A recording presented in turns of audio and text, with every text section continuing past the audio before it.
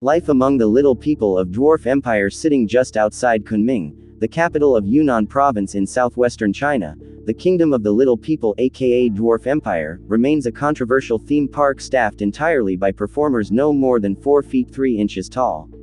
Since opening in 2009, the park's staff has expanded from 60 to 140 performers, many with congenital conditions such as dwarfism.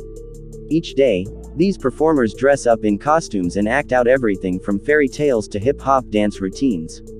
Dwarf Empire provides a steady paycheck, and it allows staff to showcase their singing, kung fu, and break dancing talents. But, is it an exploitative human zoo or a humanitarian panacea? Life in Dwarf Empire. Walking into Dwarf Empire feels like entering a fairytale world of mushroom-shaped houses with whimsical, crooked chimneys. Performers wear fairy tale costumes of every stripe, some brandishing swords and shields.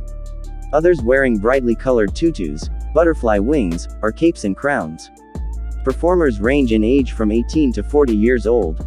Twice each day, they sing, dance, sell refreshments, and pose for photographs. After crowds leave for the day, they stack up chairs, sweep, and head back to their dormitories via golf cart. Dorms accommodate 4 people and are custom-tailored and furnished for the shorter stature of residents.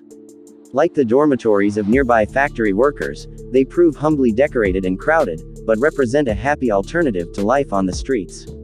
Criticism of the Kingdom of the Little People has come hot and heavy from organizations around the globe as well as movie stars such as Warwick Davis. How it all started. The brainchild of electronics and real estate mogul Chen Mingjing, the $14 million park recruits performers from all over China.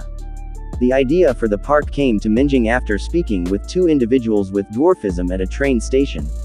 He learned firsthand of their sufferings as small-statured individuals in China. Saddened by their stories of family rejection, intense poverty, and life on the streets, he decided to create a special place just for them. Hence, the idea behind the Kingdom of the Little People. While some groups, such as the California-based Little People of America, accuse Dwarf Empire of being zoo-like, many of the performers claim they enjoy their new living arrangements and careers. In fact, most find themselves pleasantly shielded from the stigma associated with dwarfism in mainstream Chinese society. Ironically, however, they trade these challenges for life on display before gawking masses fascinated by an all-dwarf world. The Kingdom of the Little People. Unfortunately, age-old Chinese beliefs leave vulnerable populations behind. A widespread conviction persists that disability represents a punishment in this life for sins committed in the previous ones. As a result, those with perceived disabilities endure brutal treatment at the hands of their families and the general public. 83 million individuals with disabilities live in China, yet 40% prove illiterate. All, educated or not, face extreme prejudice and abuse. They get denied employment, health care, steady work, and societal roles. While Dwarf Empire looks incredibly exploitative on the outside, it represents one of the few places where little people can go to start over. Of course, with an estimated 8 million short-statured individuals living in China, the Kingdom of the Little People only addresses a minuscule percentage of the population. Yet, many residents feel grateful for a steady paycheck and the company of like-statured peers. The park represents an oasis of sorts, far removed from stigma, public abuse, and cruel neglect. In the outside world, most dwarves endure crippling poverty, often begging on the streets or playing instruments for money. At Dwarf Empire, salaries start at 800 yuan a month, a cut above the standard wage for the region. The average pay packet comes in at 1,500 yuan, the equivalent pay earned by college graduates.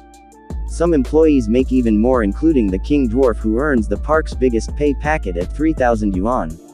Besides their salaries, workers can also participate in extracurricular activities and counseling. No wonder Dwarf Empire has attracted employees from all over China. What's more, Mingjing has ambitious plans to expand the park to house even more little people from all over the world. In fact, he'd like to increase resident numbers to 1,000. Our video has come to the end. Don't forget to subscribe to the channel and leave a like.